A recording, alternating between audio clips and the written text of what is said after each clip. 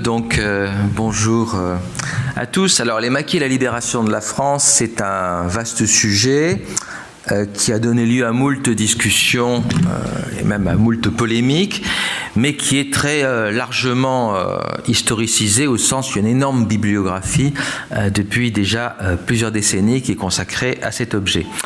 Alors pour définir mes termes, le mot libération, je le prendrai ici au sens le plus strict, c'est-à-dire l'expulsion du territoire national dans ses frontières de 1939 d'un occupant allemand. Cette libération, donc au sens restreint, c'est un processus qui commence, si on veut être tout à fait précis chronologiquement, avec la libération de la Corse en 1943 et qui se termine pour l'essentiel en septembre 1944 quand les 3/4 du territoire français sont libérés. Ce qui reste du territoire français qui n'est pas libéré, l'Alsace, la poche de Colmar en particulier, les poches de l'Atlantique, ça sera libéré par des actions purement militaires et qui n'impliquent pas de maquis. Alors le maquis, qu'est-ce que c'est que le maquis ? Je dirais c'est un mot qui, en France, parce qu'ailleurs on parle plutôt de partisans, si vous allez en Italie, en Grèce, en ex-Yougoslavie, en Albanie, en Europe orientale, Biélorussie, Russie, Ukraine, etc., c'est le mot partisan qui s'impose. En France, c'est le mot qui désigne, comme vous le savez, des groupes plus ou moins bien armés et organisés et qui, à partir de zones montagneuses et rurales, en tout cas difficiles d'accès, conduisent une lutte armée pour la libération de leur pays. Ce qui est d'ailleurs intéressant, brièvement pour revenir sur la genèse du mot maquis, c'est que c'est un mot qui est utilisé très largement par la grande presse française avant la Seconde Guerre mondiale, et c'est sans doute là l'origine de sa popularité et de son accaparement par les résistants. Il désigne le banditisme corse qui tient le maquis contre les forces de l'ordre. Vous avez le plus grand quotidien français par son tirage avant la Seconde Guerre mondiale, qui est Paris Soir, très loin, le plus gros quotidien français. Il titre plusieurs fois en 1933 sur le bandit Spada tient le maquis en Corse. Spada était un des grands bandits d'honneur ou pas, je ne sais pas, mais un des grands bandits corses, et il fait les unes de la presse française, et pas seulement en Provence et en Corse. Et donc, prendre le maquis, tenir le maquis, je dirais, ça va se transfuser sur la Seconde Guerre mondiale, au sens que vous savez. Alors, l'origine des maquis, je vais très vite aussi. Comme vous le savez, c'est une partie des défaillants, pour reprendre le mot utilisé à la fois par l'administration de Vichy mais aussi par l'historiographie. Les défaillants, ce sont les jeunes qui refusent de partir en Allemagne, et une part des défaillants va se retrouver, pas tous, mais une part, dans des zones montagneuses pour se cacher, travailler dans des exploitations rurales et forestières, et la résistance française va très vite comprendre, dès l'hiver 42-43 et surtout le printemps 43, qu'elle a, avec ses défaillants au STO, une masse de jeunes Français qu'elle peut espérer organiser pour jeter les bases d'une armée de l'intérieur qui s'appellera assez vite l'armée secrète. Alors combien sont les maquisards ? Ils sont moins de 50 000 d'après les estimations qui évidemment ne sont pas exactes à l'unité près, comme vous pouvez vous en douter, au 6 juin 44, à peu près 50 000, 20 à 30 000 fin 43, à peu près 50 000 au 6 juin 44, plutôt mal armés et plutôt préoccupés de leur propre survie, même dans un département comme l'Ain, qui est le théâtre d'une des actions les plus spectaculaires, le grand défilé d'Oyonnax le 11 novembre 43, en uniforme et avec tout l'apparat de rigueur. La plupart des actions des maquis de l'Ain relèvent de la quête du ravitaillement et non pas d'action contre l'occupant. Mais à partir du 6 juin, donc là où notre histoire commence, partout les effectifs explosent et les maquisards vont passer de quelques dizaines de milliers à sans doute près de 200 000 assez vite. Vous avez également une explosion de l'aide militaire alliée. Je rappellerai quand même que 80% des parachutages britanniques et américains sont faits après le 6 juin. 80%. Donc la manne d'armes va pleuvoir après le débarquement. Alors la question que je vais essayer d'aborder, c'est donc le rôle de ces maquis à l'été 44 dans la libération du territoire français. Et donc je diviserai mon propos en 3 parties. Ce qui était prévu, ce qui se passe et ce que l'on peut en dire aujourd'hui. Alors qu'est-ce qui était prévu ? On le sait maintenant assez bien depuis la soutenance en 2018 d'une thèse qui malheureusement n'a pas été encore publiée, qui devrait l'être assez vite je crois, de Raphaël Ballu à l'université de Caen, qui est une thèse dont le titre était « Les Alliés et les maquis ». Français, ça porte sur la France. Donc Raphaël Ballu avait dépouillé quasiment toutes les archives disponibles en Grande-Bretagne et aux États-Unis, en plus des archives françaises, et elle a pu donner une synthèse qui éclaire très largement cette question.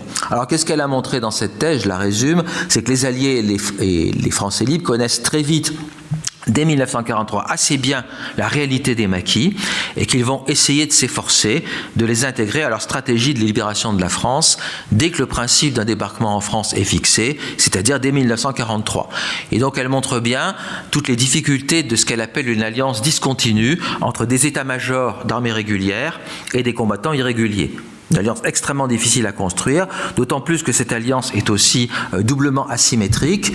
Il y a une asymétrie entre des états-majors d'armées régulières basés à Londres pour l'essentiel et des combattants irréguliers dispersés. Mais même dans cette alliance à Londres, il y a deux États qui d'ailleurs eux-mêmes sont en rivalité, les États-Unis et le Royaume-Uni, et il y a la France libre qui est elle-même en rivalité avec les deux précédents. Et donc vous avez, je dirais, un embrouillamini d'instances et une extrême complication dont elle a essayé de tirer les affaires au clair. Alors au final, pour tout dire, les Alliés considèrent que les maquis vont être un bonus, c'est le terme qu'ils utilisent, au débarquement.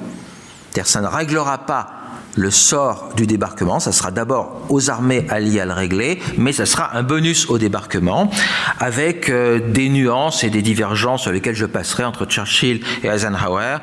Churchill insiste sur le Grand Sud-Est, dans la Provence. Eisenhower considère la France dans son entier, mais bon, globalement, pour tous les états-majors alliés, qu'ils soient britanniques ou américains, le rôle des maquis de la résistance sera un bonus, c'est-à-dire important, voire très important, mais pas indispensable s'il venait à manquer.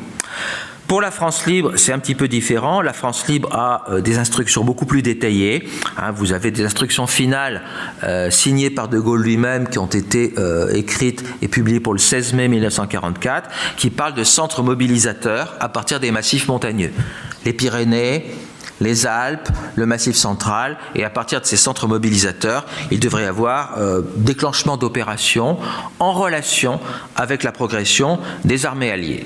Mais tout le monde, et j'insiste là-dessus, est très conscient de l'incertitude complète de ce qui va se passer le jour du débarquement. Il y a une incertitude sur le degré d'implication de la population française dans la libération, comment elle va se comporter. Il y a une incertitude sur le nombre de volontaires qui va se mobiliser dans les maquis. Et donc vous avez un télégramme qui résume tout ça, c'est de Maitland Wilson, qui est le commandant en chef des armées alliées en Méditerranée, Eisenhower en mai 1944. Inéluctable conclusion, c'est Wilson qui parle, qu'il y aura un soulèvement de la population au jour J. Mais il sera très difficile, sinon impossible, d'arrêter et de contrôler cette levée en masse. Le plus sage est d'essayer de le réguler. Donc, c'est à peu près les choses. Et alors, quant aux maquis eux-mêmes, qui seront les protagonistes, je rappelle que même si on les divise très classiquement en 2 ou 3 grandes mouvances, les maquis armées secrètes qu'on classe comme gaullistes, les maquis FTP qu'on classe comme communistes, quand on regarde la réalité sur le terrain, on s'aperçoit que ces appellations n'épuisent pas la réalité des maquis, qui sont d'abord des réalités locales. Le maquis, c'est d'abord un groupe sur un terrain avec un chef de guerre. Et un ancien maquisard m'avait dit « Nos chefs, c'est un peu comme les seigneurs de la guerre chinois de la Chine des années 1920, c'est-à-dire des gens qui souvent avaient une hiérarchie, mais avec une forte autonomie d'action. » Voilà, alors ça c'est ce qui était prévu, avec donc une marge d'incertitude très importante. Alors qu'est-ce qui se passe ? Ce qui se passe d'abord, et ça c'était pas prévu quelques jours auparavant encore, c'est que dans la nuit du 5 au 6 juin 1944, la BBC diffuse 210 messages codés qui incite les maquis et la résistance dans son ensemble hors maquis à passer à l'action dans toute la France. C'est pas ce qui était prévu quelques semaines auparavant. Il était prévu diffuser les messages selon les régions concernées et au fur et à mesure de la progression des armées alliées. En clair, on alerte les maquis de Bretagne, de Normandie et les résistants de Picardie et de la région parisienne pour le débarquement en Normandie, et pour le reste de la France, on verrait au fur et à mesure de la progression des armées alliées. Finalement, Eisenhower et son chef d'état-major changent d'avis les quelques jours qui précèdent la date du débarquement. Pourquoi ? Parce qu'ils sont très inquiets de la réussite du débarquement. Ils considèrent qu'il vaut mieux, pour brouiller les cartes et troubler les Allemands sur est-ce qu'il y aura un lieu unique du débarquement en Normandie, est-ce qu'il n'y en aura pas un autre, de mobiliser la résistance dans toute la France. Ce qui n'était pas prévu quelques jours auparavant. Et donc tous les plans qui sont préparés depuis des mois vont être mis en œuvre dans la totalité du territoire français. Alors ces plans, vous en avez sans doute entendu parler, un plan vert vert, c'est le sabotage du réseau ferroviaire. Plan bleu, les lignes à haute tension. Plan tortue, le trafic routier. Plan rouge, les actions de guérilla, etc., etc. L'autre donnée qui complique les choses, c'est que le débarquement en Provence, là aussi ça a été rappelé je crois ce matin, il ne sera fixé définitivement que début juillet, hein, puisque Churchill essaye de s'y opposer jusqu'au dernier moment. Il préfère une action en Italie ou dans les Balkans, et l'ordre formel de poursuivre la préparation des débarquements en Provence, Eisenhower le donne le 6 juillet, mais Churchill a tenté jusqu'à la fin juin encore de s'opposer au débarquement en Provence, ce qui évidemment complique la carte des choses. Donc le débarquement en Provence sera très largement désynchronisé du débarquement en Normandie, alors que ce n'était pas prévu comme cela initialement. Donc, résultat de tout ça, c'est qu'il y a un énorme espoir qui naît, qui est redoublé par le message de De Gaulle, qui est arrivé à Londres le 4 juin, qui n'apprend la date du débarquement, comme vous le savez, que dans l'après-midi du 4 juin, ce qui le met en fureur, mais il parle quand même le 6 juin dans la soirée, c'est la bataille de France, c'est la bataille de la France, et donc vous combinez les messages codés, le discours de De Gaulle et tout simplement l'attente du passage à l'action, vous avez un enthousiasme général de mobilisation des maquis français. Vous avez un maquisard du Vercors, Yves Perrotin, qui écrit dans ses carnets « Le Messie est arrivé » à propos de l'annonce du débarquement en Normandie. Et donc vous avez, hors de tout contrôle, une explosion des effectifs des maquis. Alors on peut le chiffrer localement. Le maquis du Vercors que je connais bien pour avoir beaucoup travaillé sur lui, on passe de 500 à peu près à la veille du 6 juin à près de entre 3000 et 4000 en juillet. Et vous avez la même chose dans le Limousin de Georges Guingouin, dans l'Oisans, en Provence, vous avez ça partout, une explosion des effectifs. Alors, l'explosion des effectifs, ça témoigne d'une volonté d'une partie de la jeunesse de passer à l'action pour libérer son pays. Tout le problème, c'est que ça déborde les plans qui étaient ceux des structures de la résistance, qui estimaient davantage contrôler la mobilisation. Pour m'expliquer, il y avait à peu près partout, chaque fois qu'un maquis organisé existe, depuis un certain temps, il y a des compagnies civiles qui étaient en place, ce qu'on pourrait appeler des réservistes des maquis, qui avaient un minimum d'entraînement militaire, en général le week-end, mais qui restaient dans leur famille ou à leur poste de travail, et qui devaient rejoindre le maquis au jour J et à leur H. Et en attendant, ils restaient chez eux. Sauf que ceux qui montent au maquis après le 6 juin, ils sont beaucoup plus nombreux que les effectifs prévus des compagnies civiles. Et donc ça déborde les cadres prévus des maquis, et donc ça pose le double problème de maquis en explosion numérique. Donc il faut les armer, il faut les encadrer, il faut les entraîner, ce qui pose évidemment le problème de leur efficacité militaire face à une armée qui est extrêmement expérimentée. Et donc ces maquis qui se mobilisent, qu'est-ce qu'ils font ? Eh bien, ils prennent le contrôle de territoires sur lesquels ils plantent leur drapeau. Ce qui n'est pas une surprise, hein, c'est la dynamique logique de tout mouvement insurrectionnel, c'est de planter son drapeau sur un territoire qu'elle pense ou qu'elle contrôle réellement, mais souvent qu'elle pense contrôler alors qu'elle ne le contrôle pas réellement. Et donc si vous faites une carte de France, je ne vais pas me livrer à des comparaisons trop longues, mais vous avez dans le département de l'Ain, par exemple, 2 districts avec une sous-préfecture, hein, Oyonnax et Nantua, qui vont être libérés par la résistance entre le 8 juin et le 14 juillet. En plus d'un mois. Dans l'Ardèche, le district du Cheylard, du 7 juin au 6 juillet. Là aussi, c'est pratiquement un mois. En Auvergne, le Montmouchet dès la fin du mois de mai. Dans le Tarn, le canton de Vabre. Dans le Cantal, le canton de Mauriac. Dans le Vercors, du 9 juin au 21 juillet. Mais aussi en Dordogne, la vallée de l'Ubaye, dans ce qu'on appelle les Basses-Alpes à l'époque, Alpes de Haute-Provence aujourd'hui, l'enclave de Valréas, Fort-Calquier. Vous avez partout une résistance qui plante son drapeau sur des territoire et qui fait en général à peu près partout la même chose, c'est-à-dire qu'on proclame le rétablissement de la République. À Oyonnax, dans l'Ain, on va même plus loin, on proclame la 4e République. Vous avez une grande banderole au balcon de la mairie d'Oyonnax, la 4e République est proclamée. Alors parfois on se contente de la République comme principe et sans numéro. Le tout est accompagné de pavoisements tricolores, prise d'armes, retour en mairie des bustes de Marianne, installation d'administration provisoire, impression de journaux, l'Ardèche libérée, et par exemple imprimé au Cheylard, Vercors libre dans le Vercors, parfois à Annonay en Ardèche, on envoie même un télégramme à Vichy invitant le maréchal Pétain à se présenter devant un tribunal populaire dans les 48 heures. Bon, il faut s'imaginer qu'évidemment, il ne se rendra pas à cette convocation. On assure le ravitaillement, on taxe les prix, on juge et on condamne les suspects de collaboration. Donc on a cette dynamique insurrectionnelle un peu partout, mais spécialement dans la moitié sud de la France, c'est-à-dire là où étaient implantés les principaux maquis, hors Bretagne, ce qui est un peu normal puisque la géographie de la France fait qu'il y a plus de zones montagneuses dans la moitié sud que dans la moitié nord. Et donc c'est évidemment plutôt là qu'on va trouver les maquis. On n'en trouve pas ou peu en Normandie ou dans la Beauce. Et alors tout le problème est le suivant, c'est que ces maquis se mobilisent dans l'enthousiasme dès le lendemain du 6 juin, mais contrairement à ce qu'ils pensaient, et contrairement à ce que prévoyaient les Alliés eux-mêmes, l'avance des Alliés en Normandie est bloquée pendant plus d'un mois. Caen devait être prise à J+3, les Britanniques vont mettre un mois pour s'emparer de Caen. Donc les forces alliées sont bloquées en Normandie. Le débarquement en Provence, on le sait, il est reporté jusqu'au 15 août, et donc tous les maquis qui se sont mobilisés, ils sont mis en l'air.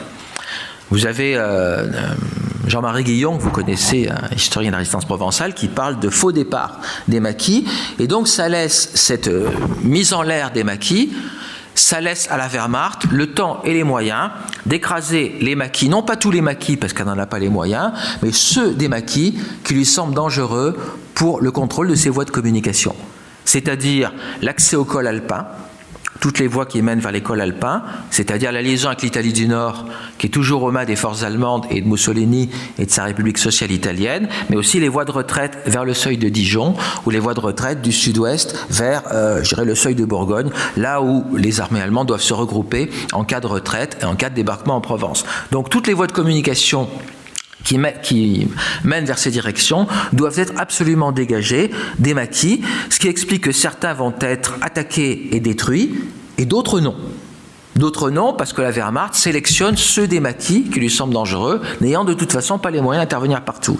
Et donc dans la région Rhône-Alpes, enfin ce qui est devenu après la guerre la région Rhône-Alpes, c'est la division Pflaum, la division de montagne du général Pflaum, qui est renforcée par des groupes de combat d'autres unités, qui va mener à peu près toutes les opérations contre les maquis, dans les Bauges en Haute-Savoie, en juillet, dans l'Ain, c'est l'opération Treffenfeld du 7 au 19 juillet, dans le Vercors Bettina du 21 juillet au 5 août, Horsheimer dans l'Oisans en août, dans le Limousin, c'est la division SS Das Reich qui reçoit l'ordre d'écraser les maquis de la région et de prendre son temps avant d'aller en Normandie, et en Provence, on vous a parlé il y a quelques instants, donc je n'y reviendrai pas, de l'action des Allemands avec les Brandebourgs, réoccuper Valréas, détruire, réoccuper Barcelonnette et la vallée de l'Ubaye, et donc toutes ces interventions des armées allemandes au mois de juillet s'accompagnent de brutalité et de massacres à une échelle qui jusque-là était inconnue en France.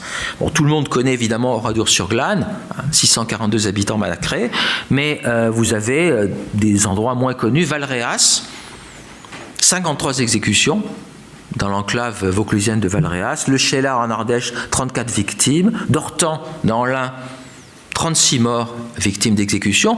Bon, on pourrait égrener cette liste macabre qui est aussi le produit d'une sorte de retour d'expérience. Quand vous regardez par exemple la division Pflaum, que je connais assez bien pour avoir travaillé sur le maquis du Vercors, pratiquement tout l'organigramme de commandement de la division Pflaum, ce sont des officiers allemands qui ont servi sur le front de l'Est et qui sont mis à l'abri en France pour un secteur jugé calme, qui finalement ne le sera pas, et qui vont appliquer une sorte de retour d'expérience du front de l'Est. C'est-à-dire clairement ce qui se passe sur le front de l'Est à très grande échelle depuis le début de l'opération Barbarossa, c'est-à-dire massacre et exactions systématiques contre les civils, ça va être déployé en France à partir de juin 1944. Et clairement, c'était tout à fait inconnu. Bon, Oradour-sur-Glane, c'est le plus connu, mais ailleurs, vous avez la même chose à une échelle un peu moindre parfois, mais vous avez des méthodes de destruction systématique et de massacre systématique opérées par des officiers allemands qui font ce qu'ils font déjà, ou ce qu'ils ont fait sur le front de l'Est, dont ils ont été retirés. Alors souvent c'est même pour des raisons de dépression nerveuse. Regardez l'état-major de la division Pflaum, sur 4 officiers commandants des régiments, 3 sont victimes de dépression nerveuse sur le front de l'Est, et donc ils sont retirés du front de l'Est pour être mis à l'abri en France. Mais bon, la France n'est pas aussi calme qu'ils le pensaient quand ils sont mis à l'abri en 1943, et donc ils vont appliquer des méthodes qu'ils ont utilisées sur le front soviétique, en Biélorussie, en Ukraine, en Russie, dans les Balkans également, depuis déjà quelques quelque temps. Voilà, et donc les maquis, il faudra attendre début août et surtout après le 15 août, après cette répression sanglante du mois de juillet, pour qu'ils se remobilisent en relation avec le débarquement en Provence. Et je dirais cette remobilisation va être sans doute un des éléments qui oblige les Allemands à concentrer leurs itinéraires de retraite de la côte méditerranéenne sur la vallée du Rhône. Alors, soit la nationale 86 d'un côté du Rhône, soit la nationale 7 de l'autre côté du Rhône, et ne quasiment pas utiliser la route Napoléon, parce qu'ils jugent que la région est infestée de maquis, de leur point de vue. Donc il faut concentrer les itinéraires de retraite sur ces grandes voies routières et ferroviaires, surtout routières d'ailleurs, les voies ferrées étant détruites de la vallée du Rhône, et ce qui les expose davantage à l'aviation alliée, puisque celle-ci peut concentrer ses coûts sur l'étroite vallée du Rhône, ce qui est beaucoup plus facile que sur des convois dispersés dans les routes départementales qui remontent, je dirais, de la côte méditerranéenne vers Lyon, vers Dijon, par ces itinéraires. Et donc, évidemment, bon, ça on l'a dit, la progression des forces alliées par la route Napoléon va être très très rapide après le débarquement en Provence. Grenoble est libérée dès le 22 août.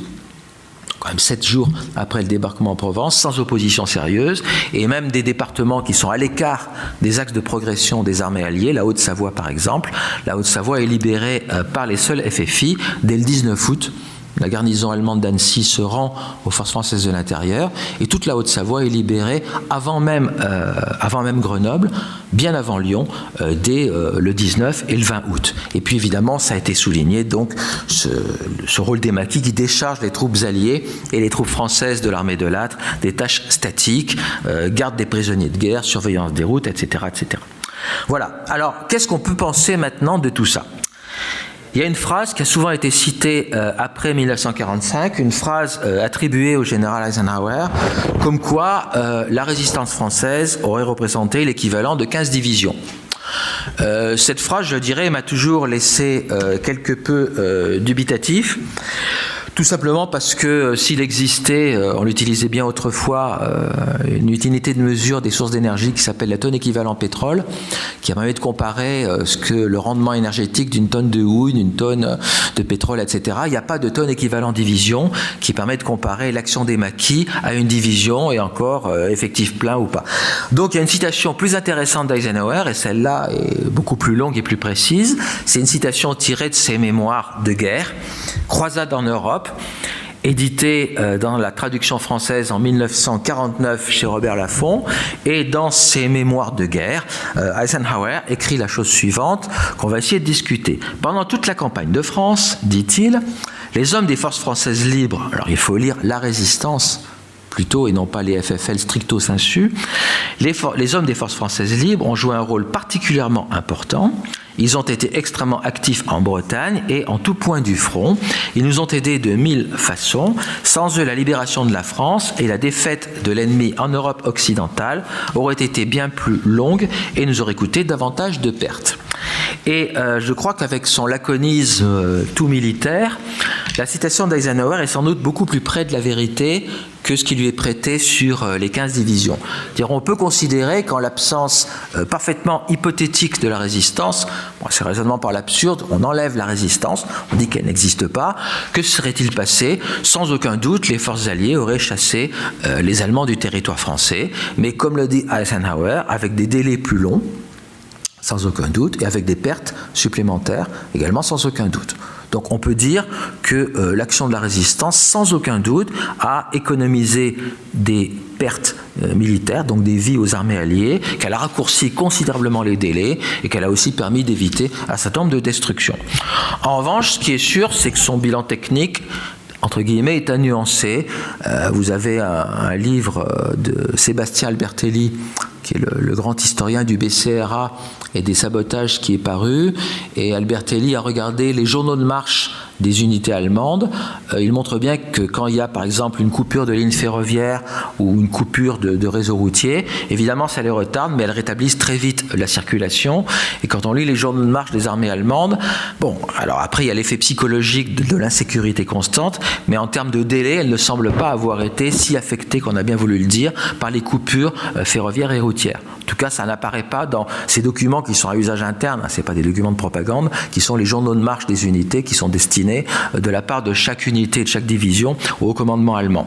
Quant à l'action des maquis, elle a peu distrait de forces allemandes importantes du front de Normandie. La division de Pflaume, qui est le grand agent de la répression en région Rhône-Alpes, c'est une unité spécialement outillée pour la lutte anti-guérilla, mais qui n'a pas l'armement lourd, anti-char, artillerie lourde, DCA, qui lui permettait d'être engagé en Normandie. Les unités Brandebourg et les bataillons de sécurité sont également des unités de second ordre, ce qui ne veut pas dire qu'elles ne sont pas efficaces contre les maquis. Et quant à la division d'Asreich, elle a reçu l'ordre formel de détruire les foyers de résistance et de prendre son temps, de ne pas se presser pour aller vers la Normandie. Et donc, on peut dire que le rôle de la résistance a été sans doute bien plus important après la percée d'Avranches en Normandie du 25 juillet et surtout après le débarquement en Provence. Après le 15 août, mais ça a été largement développé ce matin. Sauf que si l'on veut tirer un bilan global du rôle de la résistance, on peut dire qu'on ne peut pas juger l'importance des maquis et de la résistance dans son ensemble à l'aune unique de l'efficacité militaire, en termes techniques. Des milliers de jeunes gens se sont dressés pour participer en armes à la libération de leur propre pays. Beaucoup l'ont payé de leur vie. Et là-dessus, il faut revenir sur cette légende qui a circulé après la libération, les jours J ou les résistants de la 25e heure, ceux qui seraient mobilisés après le jour J, sauf que c'est après le jour J que les résistants ont leurs pertes humaines les plus importantes. Parce que dès l'instant que vous prenez les armes pour libérer votre pays, vous allez affronter l'armée allemande directement dans des combats, et les chiffres de pertes sont beaucoup plus importants qu'ils ne l'étaient avant, puisqu'avant, la répression allemande, très meurtrière, ciblait des groupes beaucoup plus petits, donc ces groupes peuvent être démantelés, mais en termes numériques, les pertes les plus importantes de la résistance, 15 000 FFI tués, c'est entre le 6 juin 1944 et on peut dire septembre 1944, la libération globale du territoire français. Donc beaucoup l'ont payé de leur vie, et en tout cas, il n'était pas imaginable de penser qu'ils aient pu rester l'arme au pied en attendant que d'autres fassent le travail. Je crois que ça, c'était inenvisageable, et non même des choses qui apparaissent aujourd'hui très discutables. Prendre le contrôle de ville, par exemple, libérer Tulle, planter le drapeau dans le Vercors ou dans l'Ain ou dans d'autres régions, on peut dire « Ah oui, mais ce n'est pas ça qu'ils auraient dû faire ». C'est ne absolument pas comprendre quel était l'état d'esprit des résistants après le 6 juin. Ils veulent libérer leur pays, ils veulent planter le drapeau sur des portions du territoire français. Alors sans doute se trompaient-ils sur les délais, sans doute ont-ils escompté à tort, mais ils ne pouvaient pas le savoir, une sorte de blitzkrieg à l'envers, avec une libération du territoire français après le 6 juin, qui serait allé sur un tempo très très accéléré pour le libérer tout le territoire français en un mois.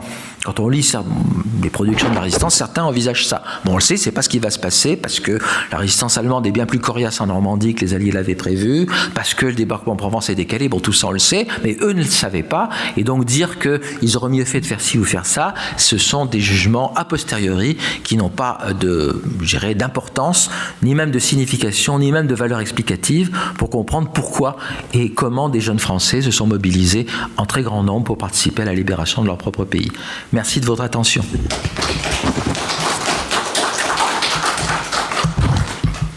Voilà, je pense que j'ai tenu les télés. Oui. Au-delà du problème militaire, je pense qu'il y a aussi une dimension internationale et politique. Dans les rapports de force politique intérieure au mouvement de la résistance, on pesait pour une certaine modification de la 4e par rapport à la 3e. Et puis il y a aussi les projets américains de la MGOT et de la mise sous protectorat de la France. Je pense que le général de Gaulle a trouvé un point d'appui aussi dans cette mobilisation nationale. Oui, alors pour commencer par la MGOT, la deuxième partie, très certainement. Alors en sachant tout de même qu'il y a... Alors c'est un désaccord, mais c'est une différence de point de vue entre Eisenhower et Roosevelt. Eisenhower, qui est pragmatique comme beaucoup de militaires, considère que s'il veut mener ses opérations militaires dans le meilleur cadre et les meilleures conditions possibles, il faut s'entendre avec les Français, ce qui est tout à fait évident. Il faut que ces voies de communication fonctionnent, ces pipelines, il faut qu'ils puissent les mettre en place, donc il faut qu'ils coopèrent avec les autorités françaises. Et il le dit à Roosevelt, il le dit, mais tout le monde reconnaît De Gaulle, moi je suis bien obligé de travailler avec lui.